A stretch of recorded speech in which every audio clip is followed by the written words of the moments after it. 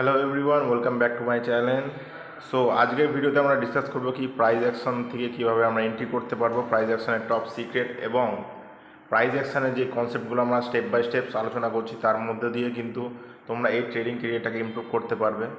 So আমাদের এই trading land চ্যানেলটা শুধু কিন্তু চ্যানেলই নয়, জানো তোমরা ভালো মতোই, সেটা হচ্ছে একটা ইমোশন। সো বেসিক্যালি হচ্ছে কি আমরা যে প্রাইজ অ্যাকশনের এন্ট্রি সিক্রেট নিয়ে আলোচনা করব। যারা আমাদের প্রাইজ অ্যাকশনের প্লে লিস্টটা দেখোনি, স্টেপ বাই স্টেপ আমি প্লে লিস্ট বানাচ্ছি। তোমরা ভিডিওটা শুরু থেকে পুরো শেষ পর্যন্ত ভিডিওগুলো দেখবে, তাহলে কি প্লাস ভিডিও যদি দেখো তোমরা তাহলে নোট ডাউন করতে পারবে যে অ্যাকচুয়ালি প্রাইজ অ্যাকশনটা কীভাবে ওয়ার্ক করে, কীভাবে কাজ করে। সো যাই হোক, চলো বেশি দেরি না করে শুরু করা যাক আজকের ভিডিও। এবং প্রাইজ অ্যাকশনের টপ সিক্রেট এন্ট্রি যেগুলো হয় সেগুলো কিন্তু আজকে তোমাদের ডিটেলসে এক্সপ্লেন করব। সো ডায়েরি কিংবা খাতা পেন নিয়ে তোমরা নোট ডাউন করতে থাকবে, নাহলে কিন্তু তোমরা কনসেপ্টগুলো কিন্তু বুঝতে পারবে না বা ক্লিয়ার হবে না। ওকে, সো যাই হোক, চলো যাওয়া যাক প্রাইজ অ্যাকশনে এন্ট্রি এবং এক্সিটটা কীভাবে করতে হয় সেটা কিন্তু নিয়ে আমরা আলোচনা করছি। চলো লেটস গো। তো ফাইনালি আমরা চার্টে চলে এসেছি। দেখো, একটা প্রাইজ অ্যাকশনকে রিড করতে গেলে তোমাদের বেসিক্যালি কি কি প্রয়োজন সেগুলো আমি বলে দিই। 1 নম্বর কি হচ্ছে আমাদের সাপোর্ট রেজিস্ট্যান্স। 2 নম্বর কি হচ্ছে ট্রেন্ড লাইন, সে নিচের থেকে হতে পারে বা উপর থেকে হতে পারে। ওকে, প্লাস আমাদের মেন যেটা সাপোর্ট রেজিস্ট্যান্সের উপর আমরা যদি ওই অ্যাডভান্স দিকে এবার দেখি, সেটা হচ্ছে আমার সাপ্লাই আর ডিমান্ড। সো এই যে লেভেলগুলো, এই লেভেলগুলো থেকে কিভাবে আমরা এন্ট্রি করব এবং পিন পয়েন্ট এন্ট্রি বলবো, আর কয়েকটা ক্যান্ডেল আমি তোমাদের বলে দেবো, যেই ক্যান্ডেলের মাধ্যমে কিন্তু তোমরা এন্ট্রি করলে ডেফিনেটলি একটা ভালো টার্গেট অ্যাচিভ করতে পারবে। অ্যাটলিস্ট 1:3 তো অবশ্যই তোমাদের টার্গেট দেবে। ওকে, সো দেখো, প্রাইজ অ্যাকশনে এটা 3 নম্বর ভিডিও আসছে। এই 3 নম্বর ভিডিওতে তোমরা কি আজকে এন্ট্রি শিখবে। আগের দুটো ভিডিও যারা দেখোনি তারা আমাদের প্লেলিস্টে আছে কিংবা আই বাটনে আছে, তোমরা অবশ্যই ওটা গিয়ে চেক আউট করতে পারবে।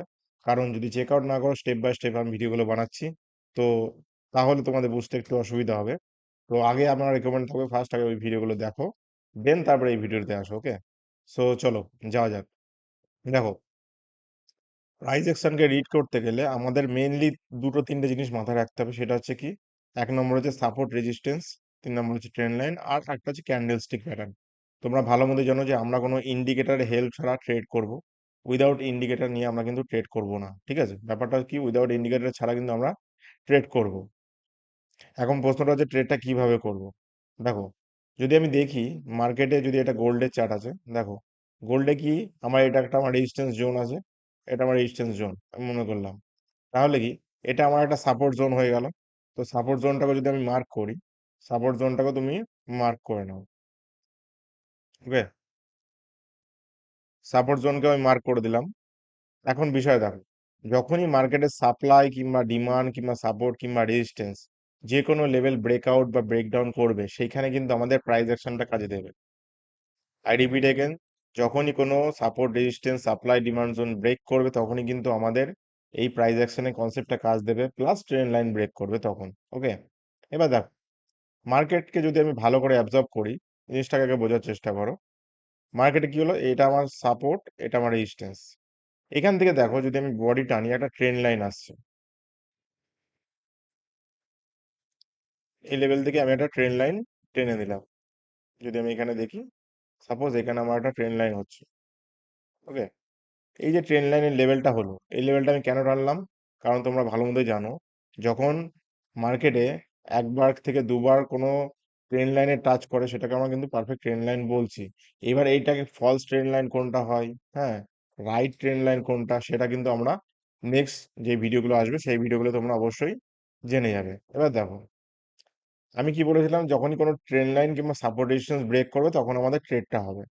এবার যদি আমি একটা জোন টানি, ধরো সাপোজ এই যে লেভেলটা দেখতে পাচ্ছি, এই লেভেলটা আমার ব্রেক করছে, এই লেভেলটা আমার ব্রেকআউট জোন, বা যেখান থেকে মার্কেট ট্রেন্ড লাইন ব্রেক করছে, তাহলে এই লেভেলে আমি এন্ট্রিটা কিভাবে খুঁজবো? মোস্ট ইম্পর্টেন্ট, এন্ট্রিটা কিভাবে খুঁজবো? প্রথমত তোমাকে বলে দিই, এখানে 1 আওয়ার টাইম ফ্রেমে গেলে, 1 আওয়ার টাইম ফ্রেমে গিয়ে একটা জিনিস দেখো, যেহেতু প্রিভিয়াস মার্কেট এখানে চলে গিয়েছে, তো যাই হোক, অন্য সমস্যা নেই। যখনই আমরা দেখলাম 1 আওয়ার টাইম ফ্রেমে এই যে বড় বড় দুটো ক্যান্ডেল বানিয়েছে, প্রপার বুলিশ এন্ট্রির ক্যান্ডেল, তার মানে কি আমাকে বুঝতে হবে কি, যে এইখানে যখনই কোনো একটা বড় ক্যান্ডেল ফর্মেশন করেছে, এরপরে কিন্তু আমার একটা হালকা বাইং আসতে পারে। এমন না যে আমরা যে কোনো ট্রেন্ড লাইন দেখলাম, ক্যান্ডেল স্টিক গুলো কেন ম্যাটার করে আমি বলি। ধরো সাপোজ এরকম আমার তুমি একটা ক্যান্ডেল দেখলে, কিন্তু ক্যান্ডেলটার কিন্তু সেলিং ভলিউম আছে, বাইং ভলিউম আছে।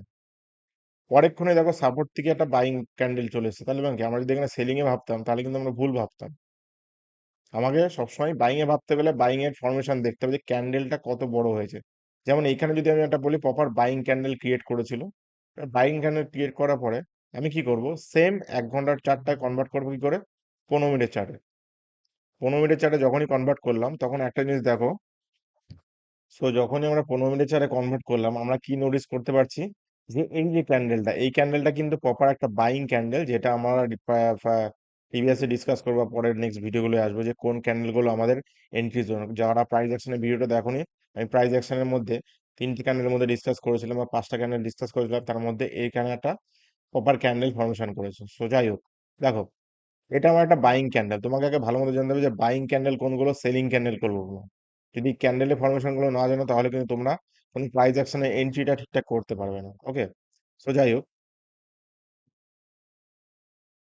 সো যাই হোক, এবার দেখো, যখনই আমরা প্রাইস অ্যাকশনে ট্রেড করছি আমাকে মাথায় রাখতে হবে কি এখানে একটা বাইং ক্যান্ডেল পেলাম, তাহলে চলো এই বাইং ক্যান্ডেলটাকে আমি ছোট করে মার্ক করে নিচ্ছি। ওকে, এইবার আমি কি করব, সেম 5 মিনিটের চার্টে কনভার্ট করে নেবো।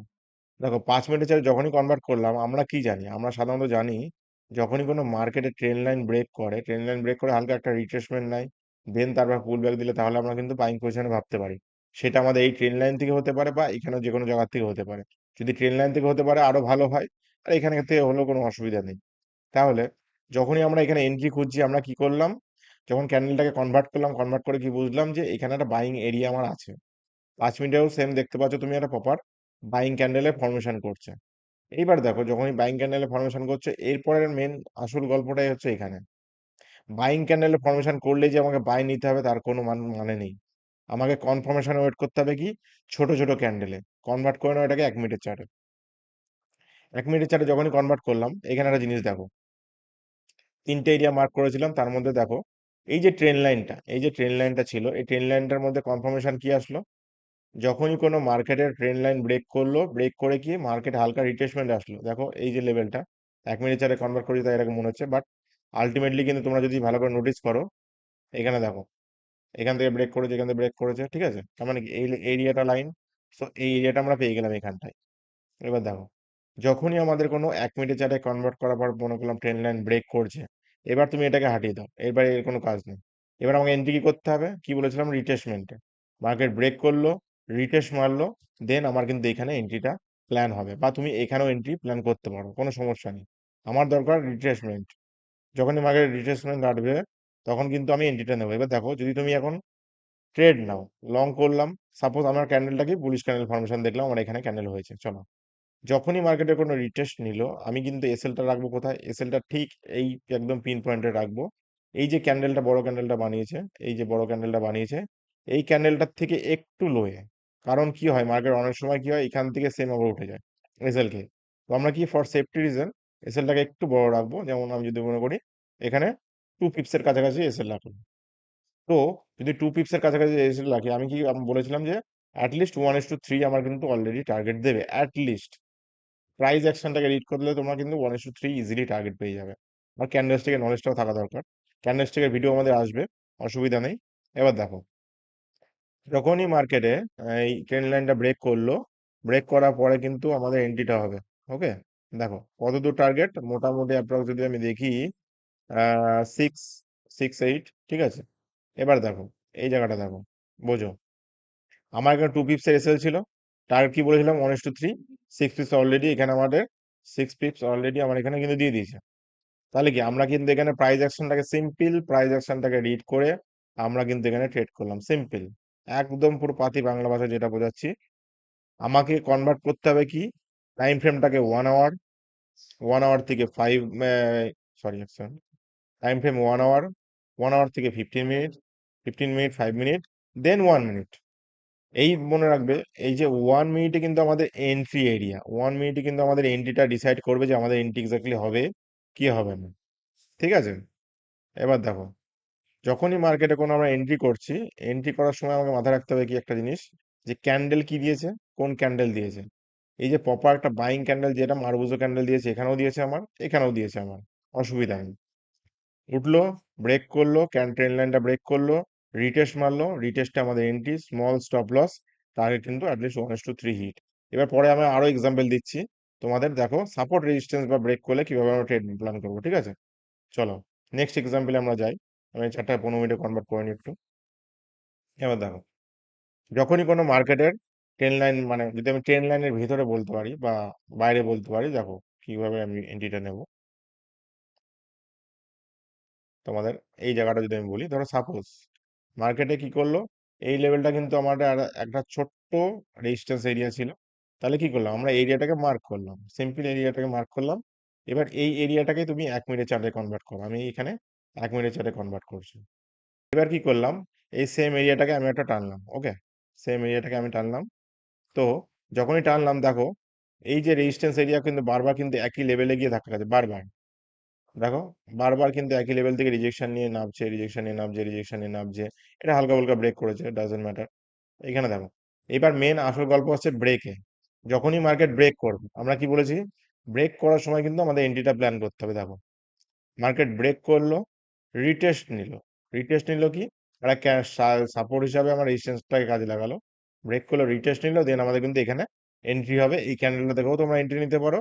আদার্স যদি তোমার মনে হয় যে এই ট্রেন লাইনটাকে ব্রেক করছে সেই দেখেও তোমরা এন্ট্রি নিতে পারো।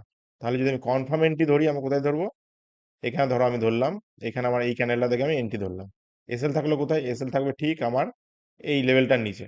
দেখো এসএল যতটুকু থাকবে কিন্তু টার্গেট কিন্তু তার ডবল হবে, অ্যাটলিস্ট 1:3। তাহলে এটা যদি 6 পিপসের এসএল থাকে, আমাদের টার্গেটটা দেখো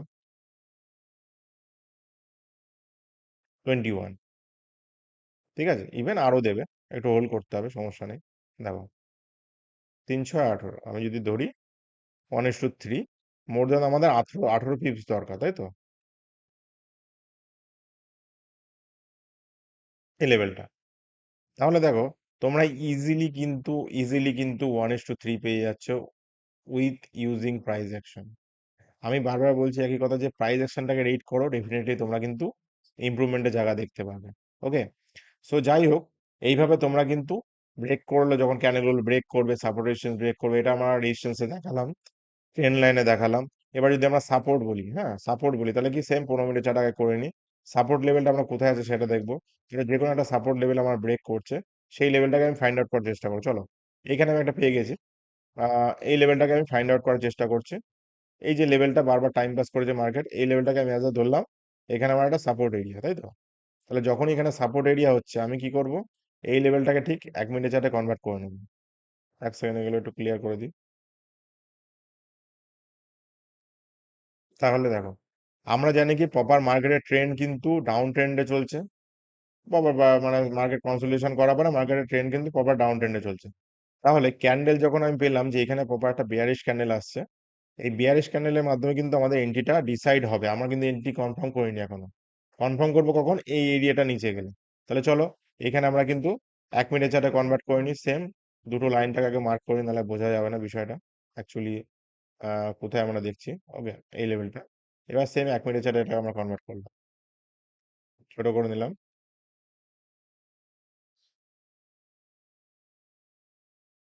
উম, কোথায় আছে একটু দেখে নিই।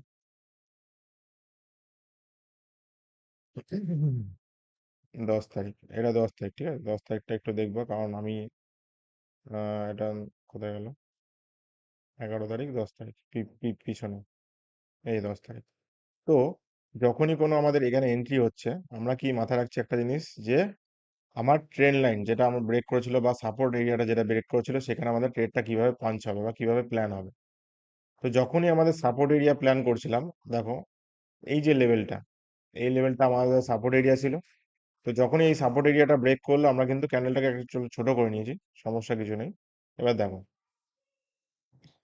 এবার দেখো, যখনই মার্কেটে সাপোর্ট এরিয়া ব্রেক করলো, এই যে প্রপার মারুজো ক্যান্ডেল ছিল তোমাদের যেটা দেখাচ্ছিলাম, ব্রেক করে কি করলো, রিটেস্ট নিতে আসলো উপরে, ডাজেন্ট ম্যাটার হোক। আমার কথা হচ্ছে কনফার্ম দরকার, কনফার্মেশন যতক্ষণ না পাবো ততক্ষণ আমি এন্ট্রি নেবো না। তাহলে ক্যান কনফার্মেশন কোথায় করছে, কনফার্মেশন করছে দেখো এই যে ক্যান্ডেলটা নেমেছে, এই ক্যান্ডেলটা কনফার্মেশন করছে, এই ক্যান্ডেলটাও কনফার্মেশন করছে, প্রপার বিয়ারিশ ক্যান্ডেল। তো তুমি চাইলে এখানে একটা শর্ট প্ল্যান করতে পারো। ধরো সাপোর্ট শর্ট প্ল্যান করলে এখানে তোমার এসএল থাকলো অ্যারাউন্ড 2.5 পিপসের কাছাকাছি, তাহলে টার্গেট কি থাকবে, প্রথমে যদি 1:2 নিতে যাও 5 পিপসের কাছাকাছি টার্গেট থাকবে। দেখো এখানে ইজিলি 5 পিপস দিয়ে দিয়েছে। এবার তো যদি মনে হয় যে আরো একটু হোল্ড করবে, সেম দেখো আরো আরো যদি হোল্ড করতে ইজিলি দেখো অলরেডি মোটামুটি এখানে প্রচুর বড় পিপস দিয়ে দিয়েছে। 8 পিপসের কাছাকাছি ইজিলি তোমার 8-9 পিপসের টার্গেট। তাহলে 1:3 হিসাবে কিন্তু প্রাইস অ্যাকশনটাকে রিড করে কিন্তু ট্রেড করা যায়। তোমরা ভুল ভাবছো যে যেগুলো ট্রেড করা যায় না। ওকে, তো প্রাইস অ্যাকশনের এই যে এন্ট্রিগুলো তোমাদের বোঝালাম, সো এই এন্ট্রির মাধ্যমে কিন্তু তোমরা প্র্যাকটিস করবে। আর যে যে ক্যান্ডেলগুলো বলছি সেই ক্যান্ডেলগুলো একটু নোট ডাউন করো, তাহলে তোমাদের বুঝতে সুবিধা হবে। ঠিক আছে, দেখো একটা ক্যান্ডেল প্রথমে আমি বলি, যদি আমি পুরো চার্টে নিয়ে যাই, এই যে এই একটা ক্যান্ডেল, এটা ধরো বিয়ারিশ ক্যান্ডেল। ওকে, সেম এটা ধরো মারুজো ক্যান্ডেল, এটা বুলিশ ক্যান্ডেল। তো আমি বুলিশ ক্যান্ডেলটাকে গ্রিন করে নিচ্ছি। তাহলে এই দুটো ক্যান্ডেল হচ্ছে আমার proper bearish entry zone, bullish entry zone. আরো যদি দুটো ক্যান্ডেল বলি, সেটা হচ্ছে হ্যামার থাকবে, এটা আমার হ্যামার ক্যান্ডেল। ওকে, এক সেকেন্ড, এটা আমার হ্যামার ক্যান্ডেল। ওকে, সেম উল্টো যদি রিভার্স বলি, সেটা আমরা কিন্তু বলবো শুটিং স্টার। তাহলে শুটিং স্টারটা আমরা এদিকে আঁকি, সেম রেড কনভার্ট করে নিই, শুটিং স্টারটা আঁকবো কিন্তু আমরা এদিকে। ওকে, এরকম বডি হবে। তো তোমরা কি করবা, এই চারটে ক্যান্ডেলে মানে এই দুটো ক্যান্ডেলের ডিফাইন করবে তোমাদের এন্ট্রি। আরো সিক্রেট দুটো ক্যান্ডেল আমি তোমাদের বলে দিচ্ছি। মোস্ট পাওয়ারফুল ক্যান্ডেল যেটা হচ্ছে, যদি বিয়ারিশের ক্ষেত্রে বলো তাহলে আমাদের এই লেভেলটা,